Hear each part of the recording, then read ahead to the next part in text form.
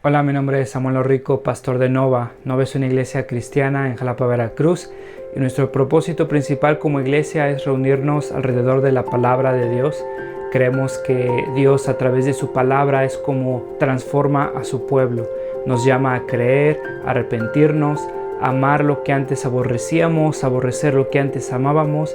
Y entonces, antes de empezar con esta prédica, déjame recordarte un par de cosas. El propósito principal para subir estas predicaciones en línea es para aquellos comprometidos con una iglesia local que no pudieron asistir por cualquier razón a su iglesia este domingo.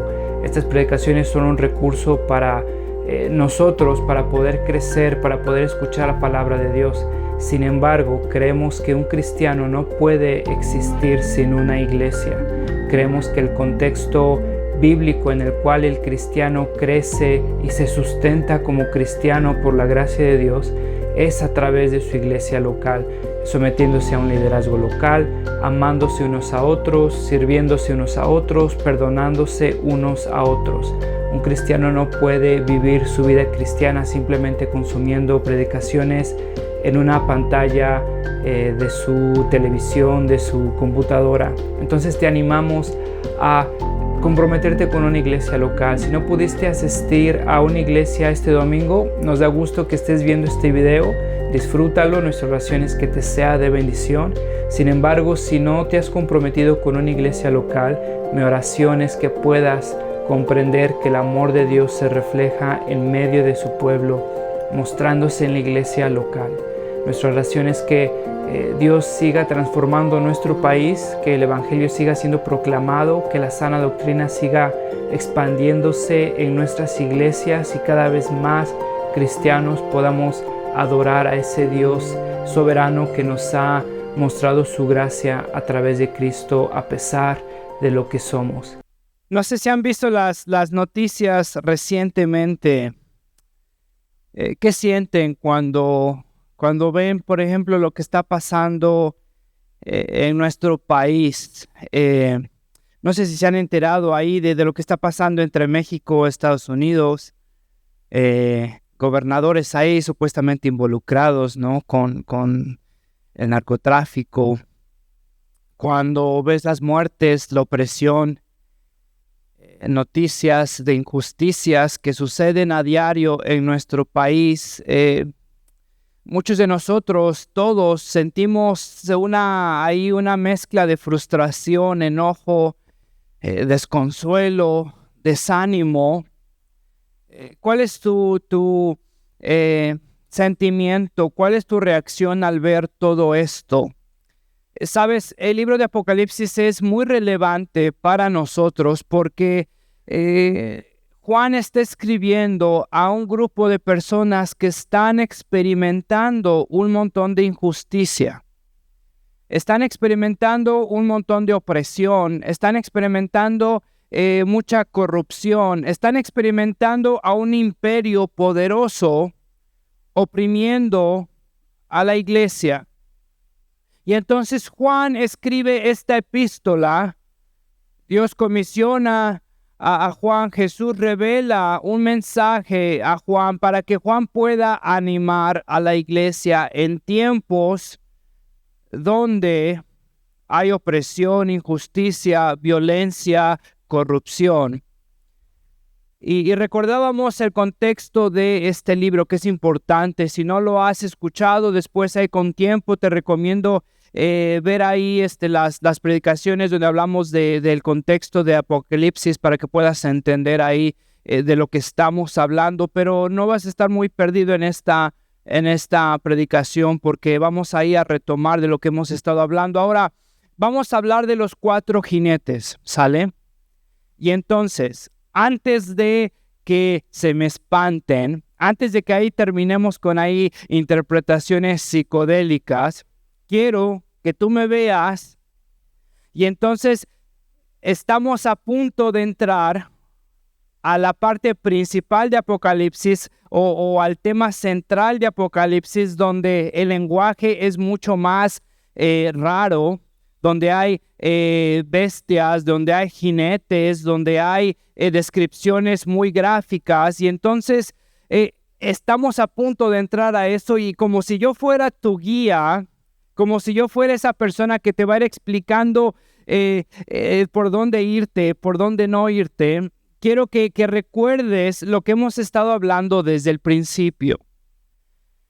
Quiero que recuerdes esto, que el mensaje de Apocalipsis no puede significar algo diferente de lo que significó para Juan y para los cristianos en ese momento. Quiero que recuerdes esto, que el libro de Apocalipsis no contiene códigos secretos, interpretaciones secretas, para que la gente después, 2000 años después de que los cristianos están siendo aplastados por Roma, se junten y entonces descifren interpretaciones que los cristianos de ese entonces jamás se pudieron imaginar o no pudieron interpretar o no pudieron entender. El propósito de Apocalipsis es para animar a la gente que está viviendo esa opresión, que está sufriendo, que está viendo ahí sus parientes perseguidos por el Imperio Romano. Nosotros podemos aplicar, pero necesitamos recordar que el contexto principal, que el contexto en el cual es escrito, reina y dirige la interpretación de este libro. Por ejemplo, vamos a diferenciar, y esto es algo que hemos estado hablando anteriormente, no es algo nuevo, entre el lenguaje literal y lenguaje literario, ¿sale? Y entonces el lenguaje literal es el lenguaje que se toma a primera instancia como lo que es. El lenguaje literario esconde o no esconde, más bien tiene un significado más profundo. Por ejemplo, Jesús dice, yo soy la puerta. El lenguaje literal, aquella persona que está entendiendo eso literalmente se está imaginando, bueno, Jesús tiene ventanas, Jesús es de madera, de aluminio. Aquella persona que está leyendo esto en un sentido literario entiende que está utilizando Jesús una herramienta literaria, ya sea de metáfora, hipérbole, ya sea de una alusión literaria para dar a entender un significado más profundo. Eso no es foráneo, eso no es extranjero a lo que nosotros muchas veces hacemos cuando leemos poesía, cuando leemos Don Quijote, cuando leemos un libro de Dostoyevsky. Estamos leyendo el contexto y estamos entendiendo, ok, esta palabra, esta frase, este ejemplo, obviamente no debe de ser entendido de forma literal, más bien tiene un sentido literario. El problema es que agarramos un versículo y lo sacamos, lo arrebatamos de la Biblia violentamente, lo aplastamos ahí en nuestra situación y de nuestra vida, y entonces pretendemos que ese versículo signifique lo que jamás había significado en el contexto bíblico.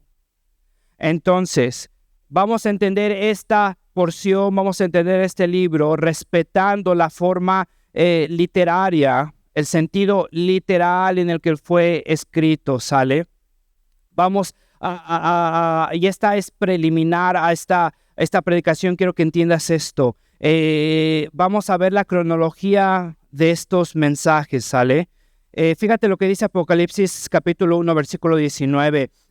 Ya lo habíamos leído antes, déjame repasar contigo. Escribe pues lo que has visto, Jesús le dice a Juan, lo que sucede ahora y lo que sucederá después. Fíjate lo que dice, escribe pues lo que has visto. ¿Qué es lo que ha visto? Estaba yo en la isla de Patmos, Apocalipsis 1. Escribe lo que sucede ahora. ¿Qué es lo que está sucediendo ahora en el momento en que Juan está escribiendo? Entonces vemos capítulo 2 y 3. Lo que sucede ahora, la situación de las iglesias perseguidas. ¿Te acuerdas? Las 7 iglesias. ¿Cómo están viviendo las iglesias la persecución? Algunos están siendo tentados a abandonar su fe. Escribe pues lo que has visto, lo que sucede ahora y lo que sucederá después. Escribe pues lo que has visto, capítulo 1. Escribe pues lo que sucede ahora, capítulo 2 y 3, las iglesias. Y lo que sucederá después desde la perspectiva de Juan, del capítulo 4 al 21. Estamos entrando a esa porción ahora. la pregunta que muchos tienen es ¿cómo vamos a entender esta porción? ¿Cómo vamos a entender a partir de este capítulo donde entramos? Ahora, ¿cómo es que lo vamos a entender de forma cronológica? ¿Cómo lo vamos a entender? Hay algunas personas que dicen que lo hemos de entender de forma lineal. Quiere decir entonces que el capítulo 7 obviamente está describiendo algo que viene antes del capítulo 8 y el capítulo 8 está describiendo algo que viene antes del capítulo 9 y entonces algunos están convencidos que el libro de Apocalipsis va a estar describiendo los eventos que han de venir en el futuro de forma lineal. Entonces, lo que ha de pasar, por ejemplo, en los capítulos 6 a 8, describen algo que viene anteriormente a los capítulos 9 al 11. Y después ha de venir otra cosa diferente del 12 al 14. Estoy hablando de las 7 trompetas, los 7 sellos, las 7 copas. Algunos están convencidos que entonces, por ejemplo, ahorita estamos viendo los 7 sellos, vamos a ver los 7 sellos. Algunas personas piensan entonces, bueno, los 7 sellos vienen primero y después han de venir las 7 trompetas, entonces después han de venir las 7 copas y las personas entienden algunas que se ha de entender de forma lineal. Este tipo de escatología está muchas veces obsesionada con encontrar paralelismos históricos en el libro de Apocalipsis. Por ejemplo, Apocalipsis 16 describe a la bestia, a un dragón, y entonces muchos están obsesionados por descifrar quién ha de ser esta bestia que viene en el futuro o este anticristo. Y entonces algunos, no sé si a ustedes les ha pasado, algunos anteriormente decían, bueno, es el presidente Bush, después otros decían, no, es el Papa, después otros decían, no, es Obama, después otros decían, no, es Trump. Y muchas personas están en este tipo de interpretación, tratando de encontrar como si fuera una línea de tiempo, tratando de encontrar los personajes que están describiéndose a lo largo de la historia humana. Uno de los problemas de esta interpretación es que no entienden o se han olvidado del contexto en el cual se escribió este libro, no entienden o se les ha olvidado el tipo de lenguaje que se utiliza. Imagínate que Jesús le da una revelación a Juan. Juan está tratando de animar esas iglesias perseguidas y entonces Juan le dice a los hermanos que están ahí siendo aplastados por el Imperio Romano que aguanten, todo va a estar bien porque Trump va a venir y se va a rebelar en contra de Cristo. Y entonces la gente que está ahí siendo aplastada por el Imperio Romano, o sea, de estar preguntando quién es Trump, cuándo va a venir, se olvidan tal vez del contexto. Lo que el libro de Apocalipsis significa no puede significar algo que no significó para los cristianos en el momento en el que fue escrito. Déjame sugerirte otra interpretación. Y esta interpretación para muchos es nueva, pero te sugiero que puedas abrir tu acumen histórico, tu conocimiento histórico de la iglesia, y esta interpretación es la que ha sido sostenida, defendida a lo largo de la historia mayoritariamente por siglos y siglos. Te diría que la interpretación que te acabo de mencionar, una interpretación lineal donde estamos obsesionados por encontrar que hay personajes en Apocalipsis, no surgió sino hasta después del siglo XIX, con una obsesión entonces en encontrar dispensaciones, con una obsesión entonces en esperar la venida inmediata de Cristo. Y en todo eso salió un movimiento, te diría, amarillista, un movimiento movido por las alarmas, movido por la curiosidad o el morbo escatológico. Y entonces dentro de eso se empezó a defender un celo, te diría, que fue más allá de lo que la Biblia dice en cuanto a, si no se interpreta la Biblia de esta forma, entonces todos los demás son no cristianos, no leen la Biblia, no creen en la inspiración literal de la Biblia.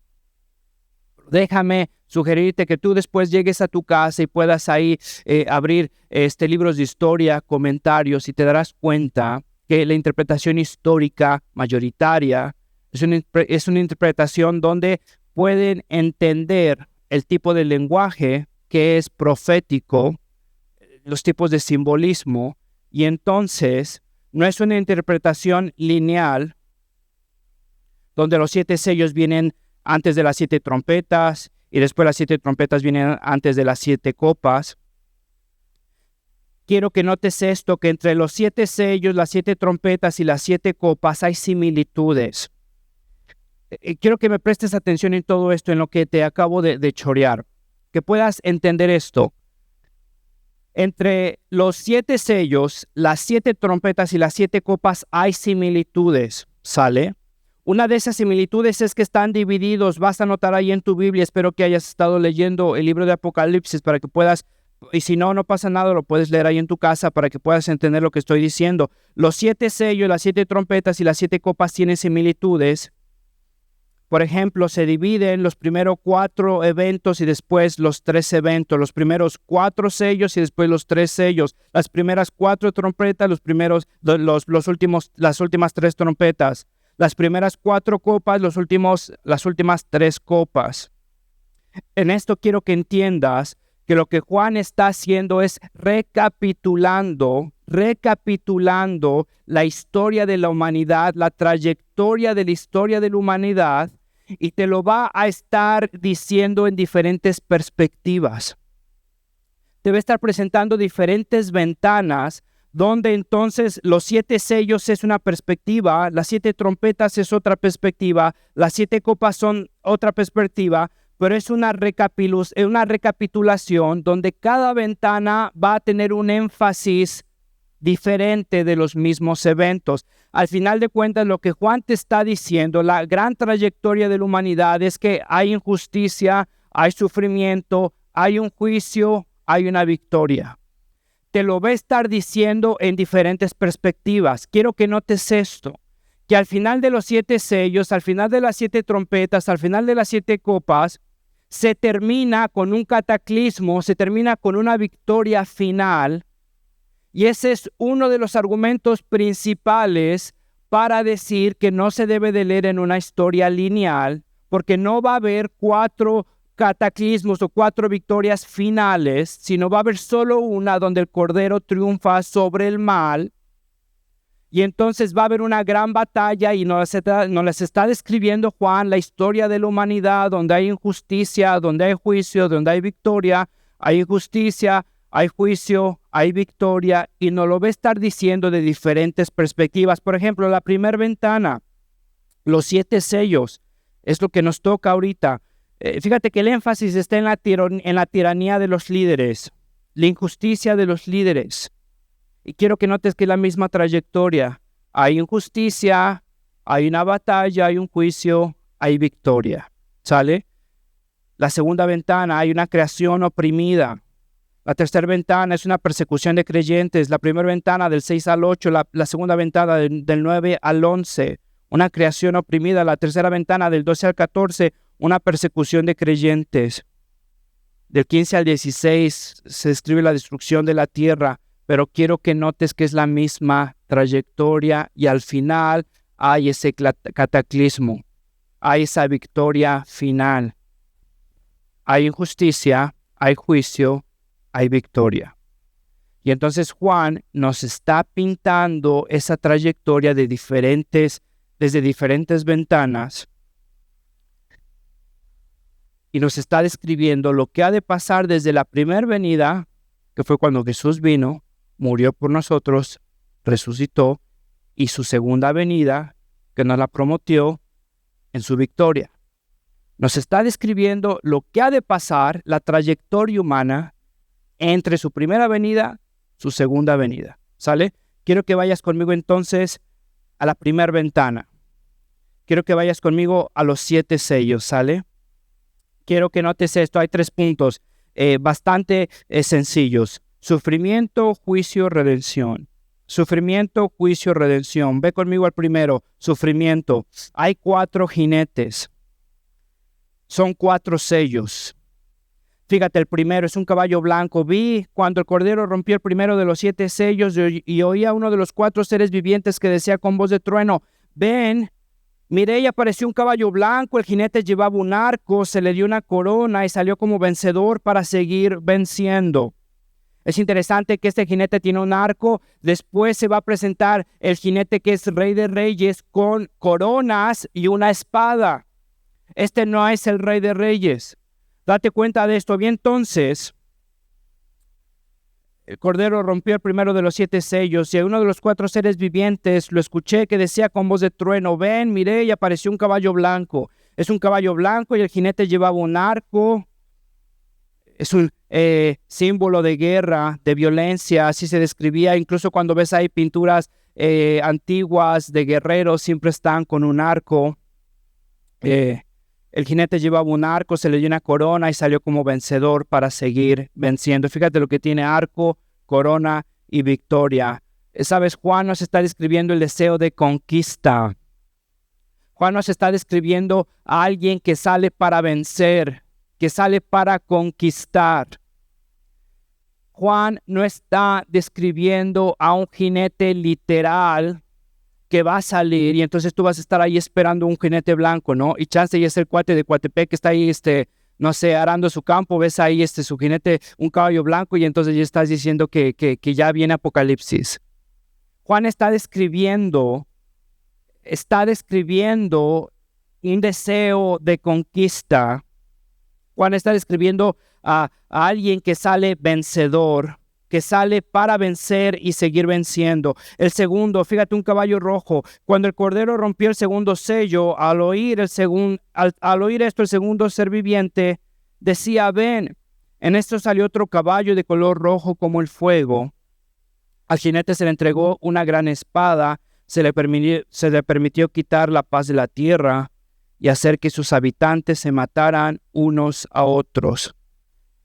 Si el primero entonces simboliza o representa conquista, guerra, el deseo de conquistar, de tomar. El segundo, fíjate, un caballo rojo, tiene fuego, espada, quita la paz y trae muerte. Si el primero entonces describe el deseo de conquista, el segundo está describiendo los medios de la conquista. El primero entonces está representando los deseos de conquista, el segundo los medios de la conquista, guerra, violencia, sin paz. El tercero, un caballo negro. Cuando el Cordero rompió el tercer sello, oía al tercero de los seres vivientes que decía, ven, miré y apareció un caballo negro, el jinete tenía una balanza en la mano, y oí como una voz en medio de los 4 seres vivientes que decía, 1 kilogramo de trigo o 3 kilogramos de cebada, por el salario de un día.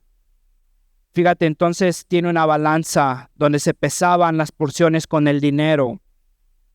Representa escasez, representa hambre, representa inflación de precios. Si el primero entonces te está hablando de un deseo de conquista, de una envidia, de un deseo de oprimir, de un deseo de tomar, de un deseo de engrandecerse, el segundo te está hablando de los medios de esa conquista, que es guerra, violencia. El tercero te está hablando de la consecuencias de ese deseo de conquista. Entonces, quiero oprimir, quiero vencer, sigo venciendo, utilizo la guerra para eso. Las consecuencias de eso, entonces, que hay hambruna, hay escasez, hay inflación. Fíjate el cuarto caballo, un caballo amarillento. Cuando el Cordero rompió el cuarto sello, oí la voz del cuarto ser viviente que gritaba, ven, y miré y apareció un caballo amarillento y el jinete se llamaba Muerte. Y el Hades lo seguía de cerca y se les otorgó poder sobre la cuarta parte de la tierra para matar por medio de la espada, el hambre, las epidemias y las fieras de la tierra. Date cuenta de esto. Entonces es muerte y después de la muerte viene el Hades. ¿Sale? Tiene espada, epidemias, diferentes formas de morir. Si el primero entonces te habla del deseo de conquista, el segundo de los medios de conquista, el tercero de las consecuencias de conquista, el cuarto te habla de los resultados finales de esa conquista. Juan está describiendo la trayectoria humana. Ahora fíjate, cuando Juan le está escribiendo esto a los cristianos que están siendo oprimidos, y como judíos y como personas que leían este tipo de cosas, que habían leído Daniel, que habían leído Ezequiel, no estaban esperando 4 jinetes ahí que iban a venir. Ellos sabían que Juan estaba describiendo lo que estaban experimentando. En ese momento estaban siendo oprimidos por el Imperio Romano. Date cuenta de esto. En el año 90 después de Cristo, cuando se escribe Apocalipsis, el Imperio Romano al oeste estaba en España, alcanzaba hasta España, al este estaba hasta Armenia, al norte hasta Inglaterra y en Egipto al sur. Tal vez ahí se te olvidó geografía. Después ve a tu casa y te vas a dar cuenta que era inmenso. Era un imperio inmenso, grande, era una monstruosidad. Ahora, los romanos llegaron a poseer todas estas tierras sin pedir permiso. Los romanos tenían como cultura tomar y agrandarse como un imperio. Y entonces cuando alguien llegaba, un nuevo emperador llegaba, entonces tenía en medio de su agenda expandir el reino y entonces llegaba con un deseo de conquista. Y la gente sabía que cuando llegaban con espadas, llegaban matando gente y después de eso iban a venir hambrunas, iban a venir escasez y después de eso iban a venir plagas. Juan está escribiendo esto a los cristianos y los cristianos están resonando con esta realidad porque Juan les está diciendo que es el Cordero quien está abriendo esos sellos. En otra palabra, que todo esto no se sale de la providencia y el control de Dios. Date cuenta de eso. A cada frase que aparece es el Cordero quien abre el sello. El libro de Apocalipsis es para animar a los cristianos, no para espantarlos ni darles una curiosidad morbosa acerca de eventos de porvenir. En este momento donde están sufriendo, Juan les está diciendo, dense cuenta quién está abriendo cada sello, es el Cordero. El Cordero sigue en el trono, el Cordero está triunfante y en su soberanía está permitiendo todo esto. Y aunque ustedes piensen que los romanos los están aplastando y se siguen expandiendo y tal vez Jesús ya se quedó dormido, es el Cordero quien está abriendo estos sellos y está describiendo lo que ha pasado desde el principio de la humanidad y lo que ellos han estado viviendo como pueblo de Dios. Han estado entonces experimentando y viviendo deseos de conquista, guerras, hambrunas, miseria, plagas. Ahora quiero que notes esto. Y no me vayas a apedrear aquí, no me vayas a apedrear. Dame chance de terminar. No en medio de mis hijos, no enfrente de mis hijos. Mira, ¿sabe lo que pasa en muchos de nosotros? Que tenemos una escatología donde siempre vemos al malo afuera de nosotros o es siempre otra persona. O sea, leemos estos capítulos y siempre nos estamos imaginando que tal vez los jinetes son otras personas, son otros presidentes, que la bestia, que el anticristo es otra persona. Siempre tenemos una perspectiva donde nos identificamos como los héroes y entonces estamos identificando quién es el malo de aquí. Lo que Juan está describiendo es la trayectoria humana y el deseo humano de mal usar la autoridad que Dios nos ha dado para oprimir a los demás y para beneficiarnos a nosotros mismos. Juan está diciendo a los cristianos, miren, va a haber injusticia. Están viviendo esta injusticia. El Cordero está en control y ustedes están viviendo esa injusticia. Pero antes de identificar a aquellos que son los malvados, quiero que pauses esa mentalidad y que puedas pensar en esto. ¿Cómo estoy utilizando la autoridad que Dios me ha dado. Todos nosotros tenemos autoridad, todos. Algunos de nosotros somos empleadores, otros somos empleados, y si no tenemos a cargo a nosotros trabajadores, llegamos a casa y entonces hay gente que nos responde, nuestros hijos. Tenemos autoridad sobre nuestros hijos, sobre nuestro esposo, nuestra esposa, sobre las cosas que Dios nos ha dado. Quiero que notes que Juan está describiendo esta trayectoria humana, el abuso de autoridad que tenemos como seres humanos, que trae todas esas cosas que hemos visto que traen. Sabes, muchos de nosotros estamos tan prontos de identificar, es Trump, tal vez es Putin, tal vez es el Papa. Y sabes, te preguntaban anteriormente en el principio sobre las noticias que hemos estado escuchando. Sabes, estaba viendo las noticias y estaba sorprendiéndome de la capacidad que tenemos como seres humanos de mal usar la autoridad que tenemos todos nosotros para beneficiarnos a nosotros mismos. Y sabes, lo que pasa es que como mexicanos, y aquí tú solo escúchame, como mexicanos tenemos la tentación de identificar a los demás como malos. Y entonces empezamos ahí, bueno, es que no, Trump no se puede meter a nuestro país. No, son corruptos, pero son nuestros corruptos. O empezamos ahí tal vez a defender lo indefendible, cuando nos debemos de empezar a cuestionar hacia nosotros mismos, hacia adentro, y darnos cuenta que nosotros tampoco somos los héroes de la historia. Lo que te estoy tratando de decir es esto, que tú, como Trump, como Putin, como el gobernador de Sinaloa,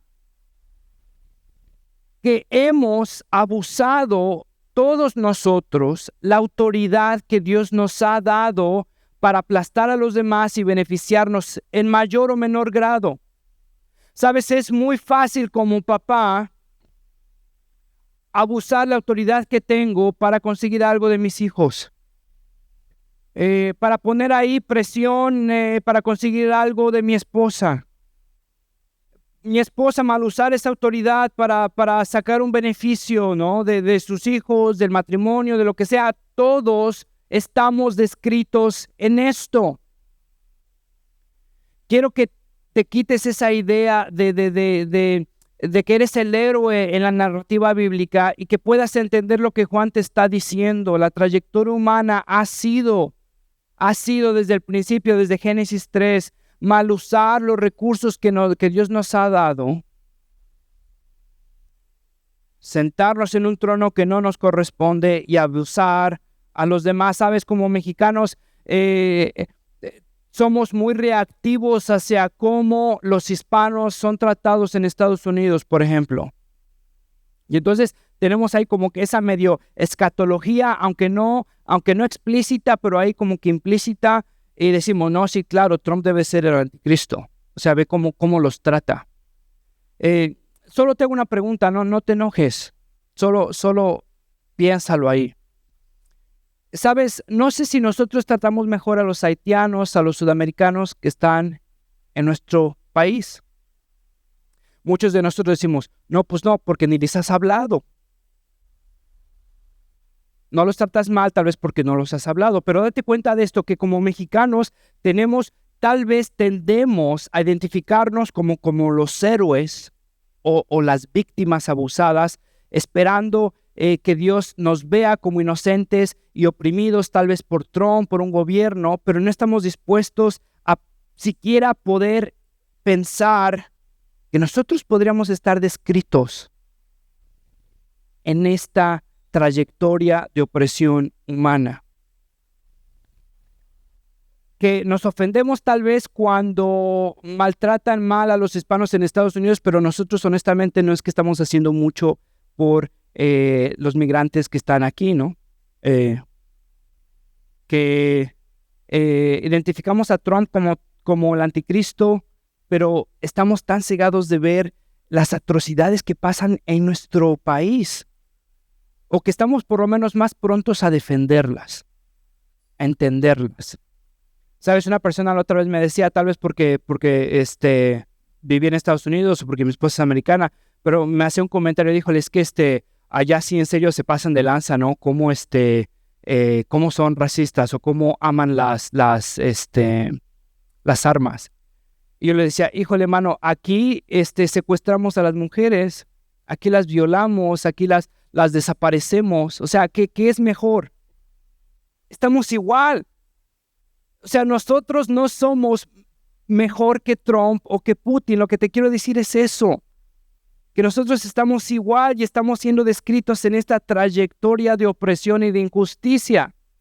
Y que no podemos entonces pararnos a un lado y empezar a identificar quiénes son los que se oponen a Cristo en la gran trayectoria de lo que estamos viendo en Apocalipsis, sin por lo menos empezar a considerar, híjole, tal vez nosotros también. Quiero que notes esto. Fíjate, te voy a leer una cita de Alexander Dostoyevsky. Este cuate era un disidente soviético. Significa que no estaba de acuerdo con el gobierno soviético, con Stalin. Fue impresionado, fue hecho preso, fue enviado a una prisión, a las partes más frías, más inhóspitas de Rusia, lo que se llamaba un gulag. Era una cárcel, un campo de concentración. Y en su libro, fíjate, es interesante, este cuate durante esa opresión se volvió a Cristo. Era ateo durante ese tiempo de ser preso, conoce el evangelio, pero fíjate lo que escribe.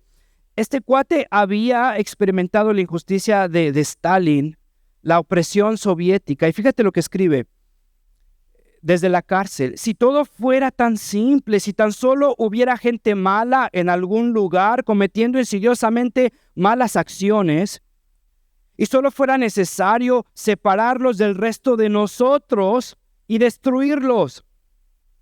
¿Entiendes lo que está diciendo? Si todo fuera tan fácil, juntar a los malos, a todos los malos de nosotros y destruirlos. Muchas personas tienen ese tipo de idea, ¿no? Si tan solo juntaran a todos los morenistas, ¿no? O a todos los panistas, o lo que sea donde te identifiques. Si los separaran de nosotros. Pero la línea que divide el bien y el mal atraviesa el corazón de cada ser humano. ¿Y quién está dispuesto a destruir un pedazo de su propio corazón? ¿Entienden lo que dice? Si fuera tan fácil, pero en nuestro corazón habita eso que tanto detestamos. Y este cuate había vivido la opresión de Stalin, el sufrimiento, la hambruna, la muerte, y llegó un momento donde dijo, híjole, no es tan fácil, porque lo que está en el corazón de Stalin está en mi corazón. Y después este cuate ve cómo las personas que estaban siendo oprimidas por Stalin están dispuestas a oprimir a otros en el Gulag, donde están siendo oprimidos. Es una cosa terrible. Somos personas terribles. Eso es lo que él está diciendo. No somos los héroes. Fíjate, entonces hay una injusticia que es esperada, que es anunciada, que no niegue el control del Cordero. El Cordero es quien está abriendo los sellos. Pero hay un juicio. Eso es lo que Juan le quiere decir a los cristianos. Hay un juicio.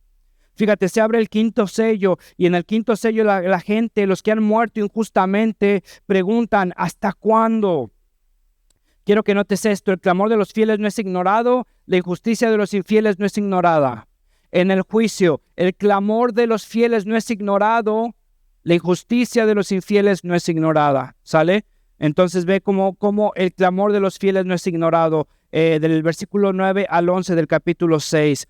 Las almas se describen abajo del altar. En otras palabras, es un lugar precioso. Las muertes de los santos son preciosas para el Señor. Si ves ahí después Levítico 4, Éxodo 29, se describe lo precioso que son las cosas que están en el altar.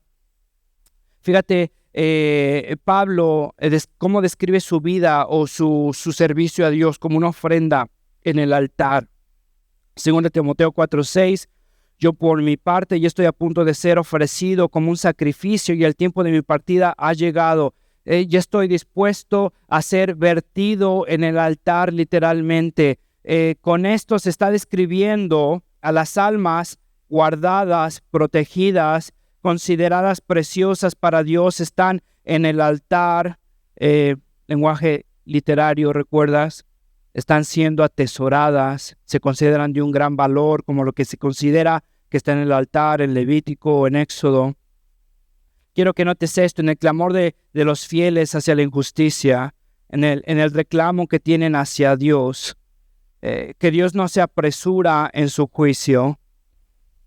Dios no se apresura, les dice, tranquilos, que yo sé los tiempos, que Dios no ignora el clamor de su pueblo, que Dios no los calla, los escucha, no se apresura y está dispuesto a esperar. ¿Sabes por qué te digo esto? Porque muchos de nosotros vivimos injusticia, tal vez. Tal vez hemos perdido un trabajo por nuestra alianza a Cristo, por nuestro testimonio, tal vez porque no estamos dispuestos a hacer algo que sabemos no se debe de hacer. Y sabes, en esa frustración, muchas veces pensamos que Dios nos abandona, que Dios no nos escucha, pero quiero que notes que Dios no ignora el sufrimiento de su pueblo. Dios no se apresura tampoco. El hecho que Dios no responda a tu oración en este momento no significa que no te escuchó. Hermano, si pudieras creer eso en momentos de angustia, de dificultad, cuando has orado por una semana, un mes, un año, 2 años, 3 años, y entonces tu fe empieza a flaquear porque estás convencido que Dios no te escucha. Si pudieras confiar por tan solo un momento que no ignora las oraciones de su pueblo y que Él es sabedor de lo que es mejor para su pueblo, aún en medio de la injusticia, Él es paciente, Él no ignora el clamor de su pueblo y está dispuesto a actuar. Quiero que te des cuenta que el sufrimiento de los cristianos no niega la existencia de un Dios bueno, de un Dios justo, de un Dios sabio. Quiero que notes que la Biblia nos ha hablado de eso a lo largo del Nuevo Testamento, a lo largo del Antiguo Testamento, 2 Timoteo 3:12. Asimismo, serán perseguidos todos los que quieran llevar una vida piadosa en Cristo. Y sabes, esto debería de aniquilar cualquier idea que tenemos que un cristianismo nos debe de librar del sufrimiento. Muchos de nosotros pensamos que si hemos de llegar a Cristo, nuestra vida debe de ser libre de sufrimiento. Y abandonamos nuestra fe porque estamos experimentando sufrimiento y no podemos encajar una vida de sufrimiento con una vida como cristiano. Me atrevería a sugerirte que puedas examinar el entendimiento de Dios a lo largo de las Escrituras y cuándo es que Dios te ha prometido una vida libre de sufrimiento. Estas personas están sufriendo por su fe y están clamándole a Dios que haga justicia. No los ignora, no los calla, está dispuesto a actuar, pero a su tiempo. Entonces el clamor de los fieles no es ignorado. En el juicio, la maldad de los infieles no es ignorada. Del versículo 12 al 17 del capítulo 6, fíjate, se abre el 6º sello. Su pueblo le pregunta a Dios hasta cuándo, y Dios está dispuesto a actuar. Se abre el 6º sello, es el día del juicio. En el versículo 12 se habla de terremotos, de una luna roja, de estrellas caídas. Déjame recordarte esto: lenguaje profético, lenguaje literario.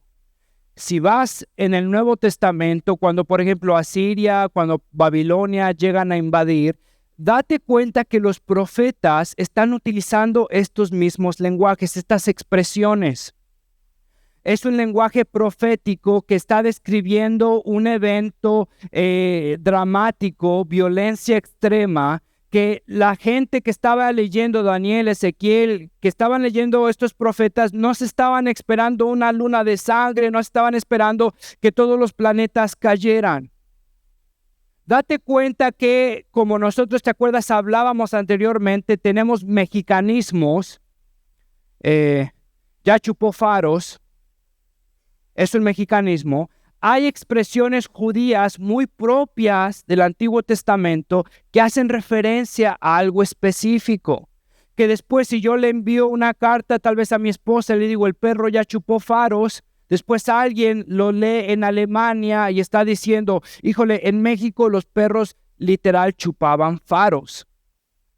Sería una cosa rara, ¿verdad? Una cosa artificial. Date cuenta, después ahí tú con calma, no tengo tiempo, ve al Antiguo Testamento y ve las expresiones del lenguaje profético que describían eventos violentos, eventos dramáticos, y sin duda el día del juicio que ha de venir ha de ser uno de esos eventos. Entonces, fíjate lo que dice el versículo 15, los reyes de la tierra, los magnates, los jefes militares, los ricos, los poderosos y todos los demás esclavos y libres se escondieron en las cuevas y entre las peñas de las montañas. Todos se esconden de el Cordero. Fíjate, es interesante cómo lo dice en el versículo 16, la segunda parte. Fíjate lo que dice, escóndanos de la mirada del que está sentado en el trono y de la ira del Cordero. Le tienen miedo al Cordero. No sé tú, pero cuando yo leí ese capítulo, el capítulo anterior, y veía al Cordero triunfante, para mí me conmovía pensar en ese Cordero triunfante. Hay algunas personas que tienen miedo. Sabes, desde Génesis 3, las personas que rechazan a Dios, se esconden de Dios, odian a Dios, le temen a Dios. Y eso es lo que está describiendo Juan en el día del juicio. No importa cuán rico seas, cuán poderoso, va a haber un juicio y esas personas se han de esconder, han de desear esconderse y han de clamar, escóndanos de la ira del Cordero. Entonces, hay injusticia, hay juicio, hay redención. Déjame terminar con este tercer punto. Hay redención y es lo que vemos en el capítulo 7.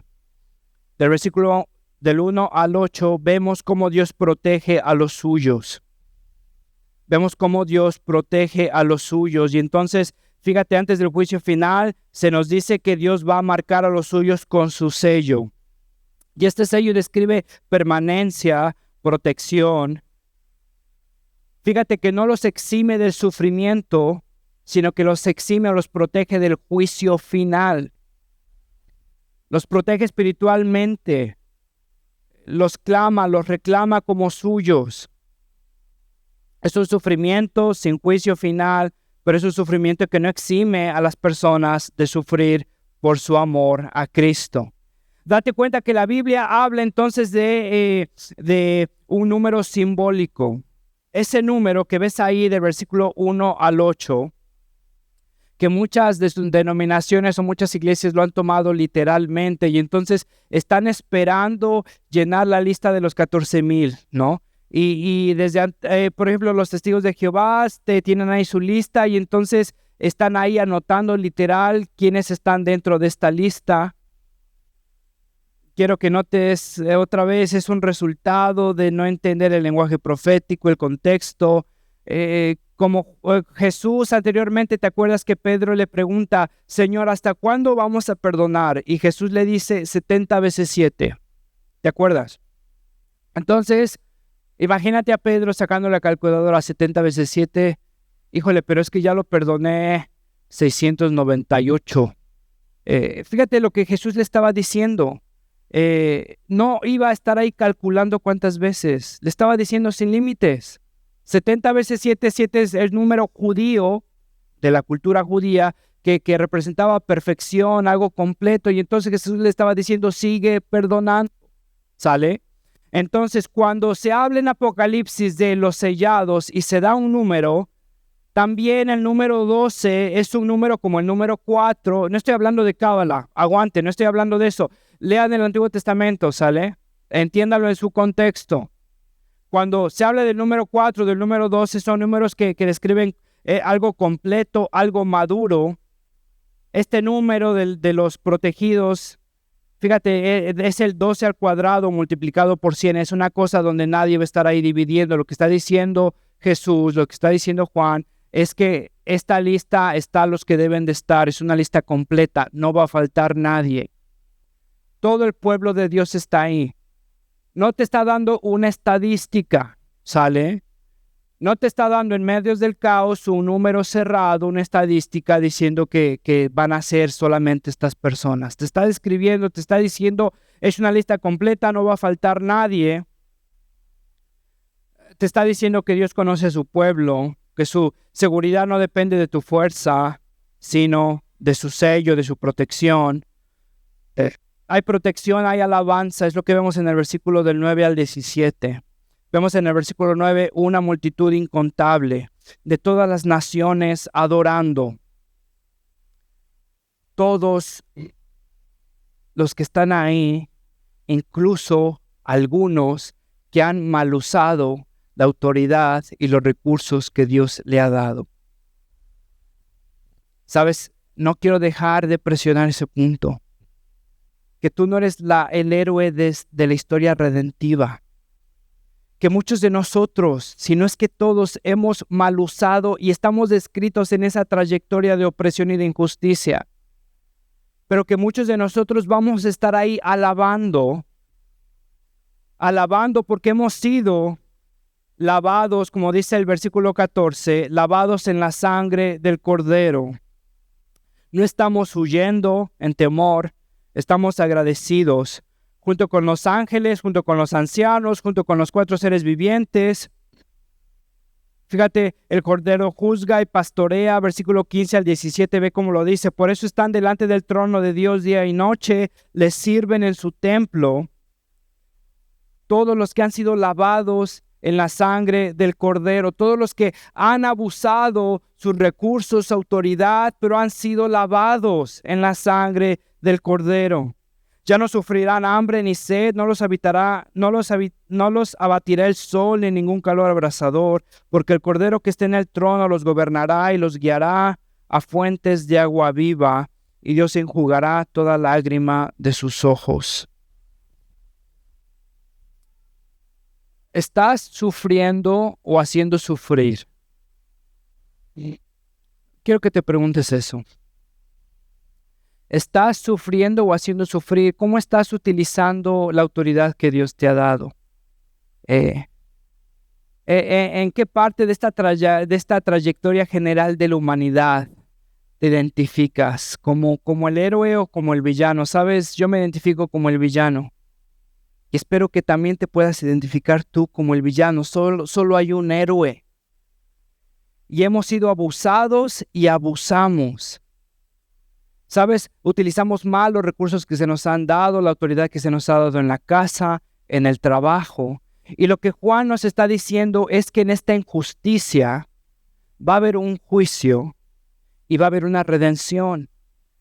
Y la redención es para aquellos que han sido lavados en la sangre del Cordero. Juan lo dice que su ropa está blanca porque han sido lavados en la sangre del Cordero.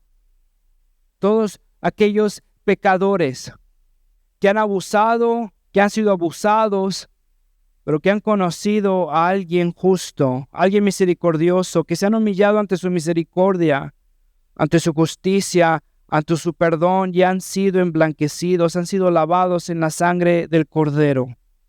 Para todas esas personas, Jesús les dice, ya no sufrirán hambre ni tendrán sed. El sol no los abatirá, porque el Cordero está en el trono y los gobernará y los guiará a fuentes de agua viva, y Dios enjugará toda lágrima de sus ojos. Sabes, el Cordero trae juicio y trae consuelo. Trae juicio para aquellos que hemos oprimido, trae consuelo para aquellos que han sido lavados en la sangre del Cordero. Mi pregunta es, ¿has sido oprimido o estás oprimiendo? Si has sido oprimido, si estás siendo oprimido, el Cordero trae consuelo. Hay justicia esperada, hay juicio. El clamor de su pueblo no es ignorado ni es callado. La injusticia de los infieles no es ignorada. Hay un juicio y hay una redención. Fíjate esta semana, ¿cómo ves ahí en tu devocional? Solo puedes pensar en 2 preguntas.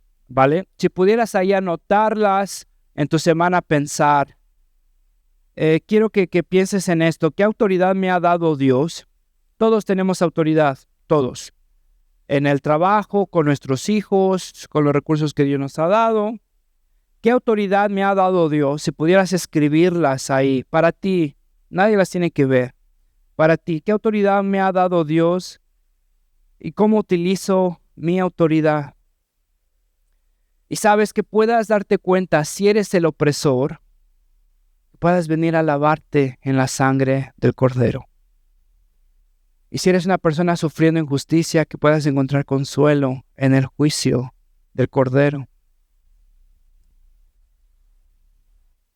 El Cordero trae juicio, el Cordero trae consuelo. Cuando el caos gobierna, el Cordero reina.